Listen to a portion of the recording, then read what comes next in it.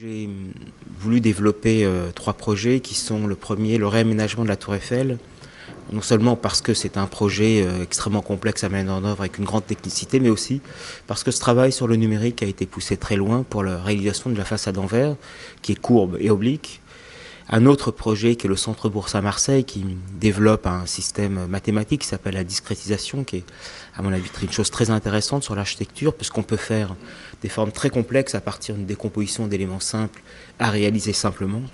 Et le troisième projet sera un projet de bureau que nous n'avons pas gagné, qui est un concours, mais dans lequel je pense il y a une vraie invention sur la manière de travailler demain, qui est comment justement ce numérique va transformer nos conditions de travail, non pas par l'adjonction d'un ordinateur, mais comment elle va modifier notre relation avec les autres.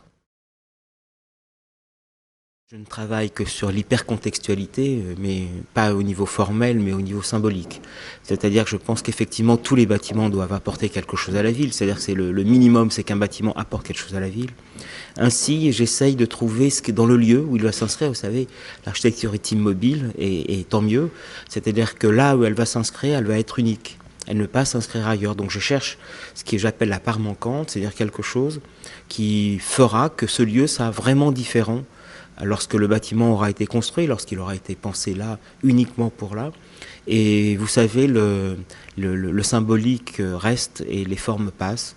Et je pense que l'attachement symbolique, c'est quelque chose qui reste très fort dans le cœur des gens. Et donc il faut créer des objets symboliques des lieux. Les lieux sont plus forts que les objets. Et donc symboliques des lieux, comme je disais, et qui inscriront le patrimoine de demain.